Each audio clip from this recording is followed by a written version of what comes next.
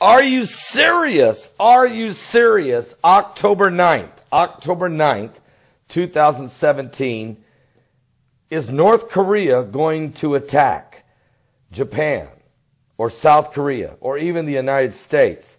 October 9th, will they attack one of those three nations or create some type of provocation on that day? It is Columbus Day. October the 9th, 2017 is Columbus Day, and a top CIA official for the Korean Peninsula warned today that the United States should be ready for a new provocation by North Korea on Columbus Day, October the 9th, which happens to coincide with the anniversary of the founding of the political party that governs North Korea. Stand by your phones. Young Suk Lee, Deputy Assistant Director of the CIA's Korea Mission Center, said while speaking at a conference organized by the agency at the George Washington University.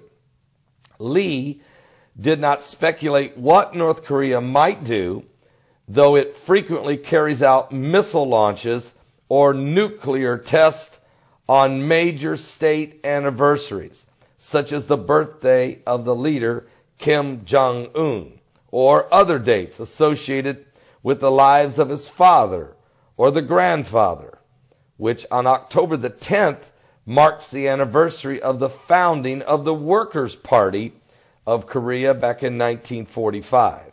Tensions with North Korea have reached new extremes in recent weeks, following months of increased weapons tests, combined with new U.S. appraisals that North Korea is close to perfecting or perhaps already has made an intercontinental ballistic missile that can carry a nuclear warhead and hit targets accurately. Folks, they can do this. Folks, they can do this. Lee added that North Korea historically has been controlled by its fear of the Chinese abandoning its support for the Hermit Kingdom, or that the United States would carry out a military strike. So Kim Jong-un no longer has those fears, Lee said. He's not afraid of either one of those. There's a clarity of purpose in what Kim Jong-un has done, says Lee. He added, however, that the likelihood remains low of North Korea purposely starting a war with the United States or its allies like South Korea. But the last person who wants conflict on the peninsula is actually Kim Jong-un. Lee added, like all authoritarian leaders, he wishes to rule for a long time and die in his own bed. We have a tendency in this country and elsewhere to underestimate the conservatism that runs in these authoritarian regimes. Well, that's true and not true. Adolf Hitler is a prime example of a man who, let's face it, he thought he was going to live and he thought he could conquer the world. And so he did not go conservative. He launched an all-out assault on the world. And he's not the only one that's done those things.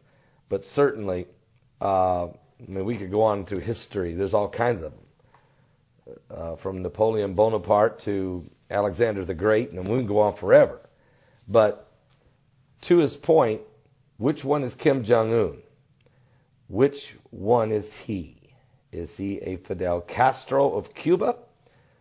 Or is he an Adolf Hitler? Aggressive, conservative? I seem to think he's a little more aggressive than what anybody wants to give him credit for. And when he strikes, then we'll all say we should have took him more serious. Well, October 9th, I want you to be prayed up.